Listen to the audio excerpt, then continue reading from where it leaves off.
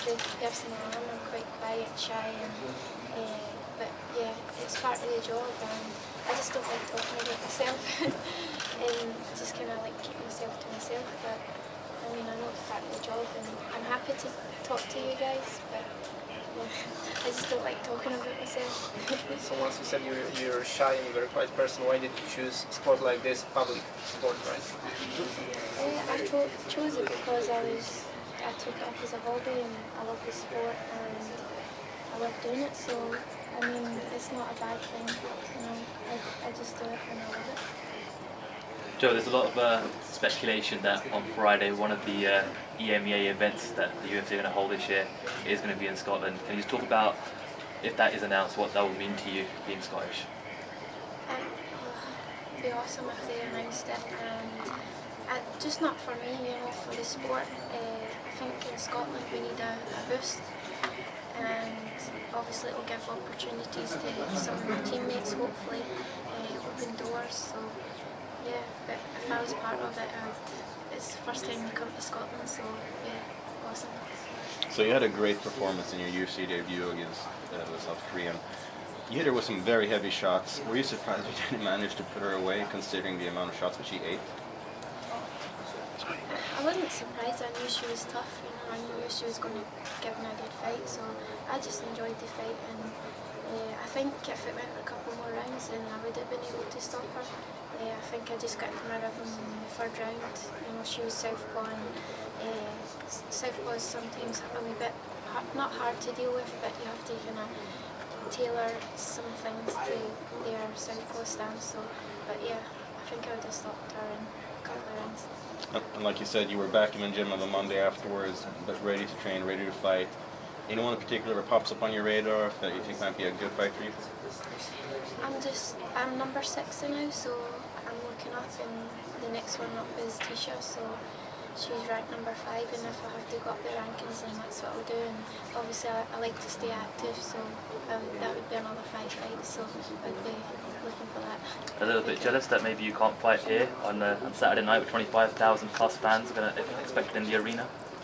Yeah, like this is my third time being in Sweden, and I said that to my fans, you know, I want to become here not as a guest fighter, I want to be as a fighter, so that's what I love, and the sport here is awesome, and like you say, Saturday's going to be an awesome card, so to be part of that would be awesome, doing what I love. And Joe, you're very close with Aisling Daly in the Ultimate Fighter House. Have you come over to Dublin, or is there any plans to go over to SBG, you know, mix up the training from the Dinky Ninjas? Yeah, we did talk about it in the house. Ash is an awesome fighter. She's really unique in her style, and she makes really good this special breakfast she makes. So I've asked her for the recipe, but maybe I could go over and she could make it for me, and we could get a wee bit of training. Yeah. Is that something you'd be interested in doing, going down with John Calvin and the team they have down there in Longmire Road in Dublin? John Kavanagh and my team are pretty close. You know. I would like to go out and train, but I like to do if it was out of fight camp, then I would go over, yeah. But you know, after leaving the tough house, I just want to stay with my own team, and you know, these are future opponents now, even Ash, you know. So I just, after the house, we spoke a little bit, but now we know it's back to business. Okay. Well, like you said, you're looking towards the title. You're trying to climb that ladder. The next one to get her shot is the Polish fighter Joanne Calderwood, whose name I'm sorry. Yeah, who gets the shot at the Carlos Barza. What are your thoughts on that fight, and who do you pick as a winner? You know, I hope Joanna wins, because I think that would be a perfect fight for me. We're both stand-up fights, and it would be good to fight for the fan. But you can't cancel Carla out. You know, she does the one thing she does is. And she does it well, so I think it's a really interesting fight. If Joanna can stay disciplined enough, and if she gets down and gets straight back up like she did with Claudia, then it could be her night. Well, looking back at the fight, so a lot of people were critical of Joanna's last performance of a decision. Some people didn't think it should have gone her way. What did you think about the judge's decision?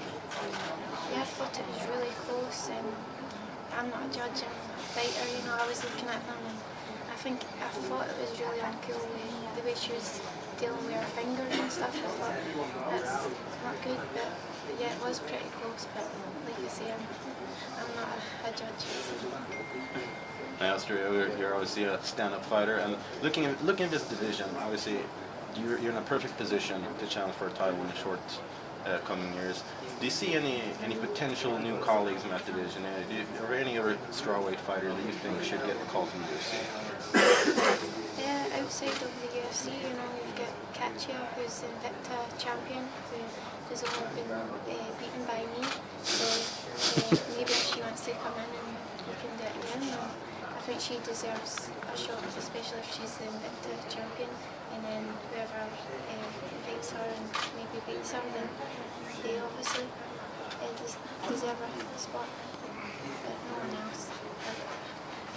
I'm just concentrating on the girls that are in here. Yeah. Well, we've got a huge fight coming up this weekend, but also next week we've got a mega fight in Las Vegas. Anderson Silva versus Nick Diaz. I just wondering, what are your thoughts on that fight, and who do you think is the winner in that bout? I'm going to go with my favourite fighter, Anderson.